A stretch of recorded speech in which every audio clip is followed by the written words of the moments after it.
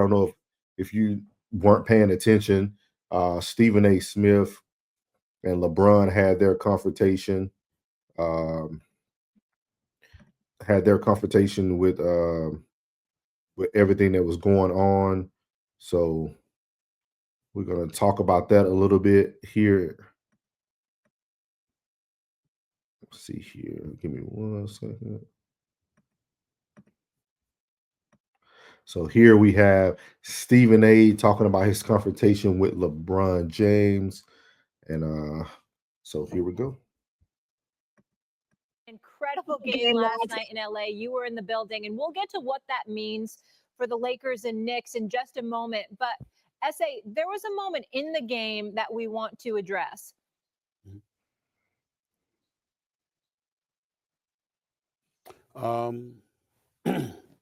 That was LeBron James coming up to me, unexpectedly, I might add, to confront me about making sure that I mind what I say about his son. Can't repeat the words because they ain't suited for FCC airwaves. That's what he was doing. I thought long and hard about this over the last few hours because I had no intentions, Molly, of talking about this at all. Yeah. And the reason why is because it was a one-on-one, I wouldn't say a conversation, but it was a one-on-one confrontation. But then I wake up and everybody from ESPN and my agent and everybody else were sending me that this thing had gone viral. And so ultimately it was unavoidable. And that is why I have to discuss it now. That wasn't a basketball player confronting me. That was a parent. That was a father. And I can't sit here and be angry or feel slighted by LeBron James in any way in that regard. By all accounts, he's obviously a wonderful family man and a wonderful father who cares very, very deeply about his son. And based on some of the comments that he had heard, or shall I say, I think he thought he heard, he clearly took exception to some of the things that he heard me say, and he confronted me about it. For the record, his agent and friend, Rich Paul, has my number. Maverick Carter, who works under him, has my number. LeBron James knows how to get in contact with me if he wanted to. He never called, because had he called and wanted to talk to me, I would have accepted that call. Had he wanted to see me, I would have flown out and I would have seen him and I would have had a conversation man to man. But that is not what he elected to do. Instead, he elected to confront me while I was sitting courtside. Ari Emanuel, the head of William Morris Endeavor, one of the agencies that represents me, along with Larry David, was sitting courtside. I was with them for the game. And he walked right up to me and he said what he had to say.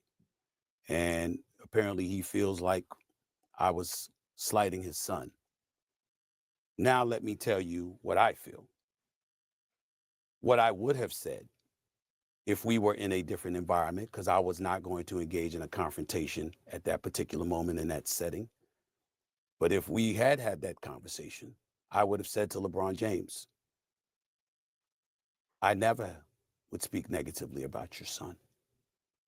I was talking about you, meaning you, LeBron James.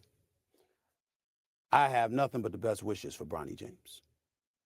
I wish him nothing but the best. I hope that he flourishes into an NBA star.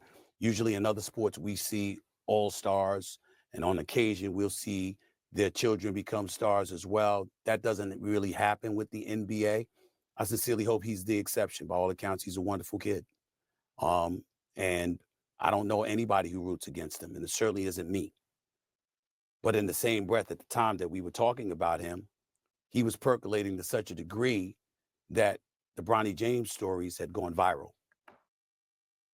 So as you see there, Stephen A. was very professional with how he wanted to address the issue between him and LeBron James. I would love for you guys to put in the comments how you guys felt about that. Do you feel like that was appropriate for LeBron James to approach Stephen A? How do you guys feel about that? My opinion on it is this. Why does LeBron want Bronny to have different a different type of see the word I want to put on this, a different type of NBA experience than all other star athletes or people who have the potential to be a star. Because if Daddy LeBron wasn't in the league and Bronny was a star, he'll still be going through this criticism regardless. But we also have to understand that you have to be able to deal with criticism. You have to be able to deal with the negative, the good, the positive, the bad, everything. You have to be able to push through that if you're going to be a star. We haven't seen Bronny say anything really about anything. So I feel like, as Stephen A said, it's something that they could have spoke about separately. I don't think it was something that needed to be actually approached in that manner. With that being said, again, maybe it'll be different if it was one of my children and I was in that predicament. But I feel that comes to this, what they say, to the victor comes the spoils and all that type of stuff. But he has to do better, man. You have to control your emotions. That's not the place or the time to do that. And I also think LeBron did that to show some form of dominance, but he also knew nothing would happen to him in that environment. He felt comfortable enough in that environment to approach Stephen A. Smith. And that's really what it was about. Um, I don't think that he could articulate or speak to Stephen A. As you can see, Stephen A. is very good at like choosing his words, understanding how he wants to go by conversations. And I can say this because sometimes Stephen A. say some crazy stuff, but he has never disrespected Bronny. He always felt that the pedestal that LeBron James was putting Bronny on is what actually brought all the attention to Bronny.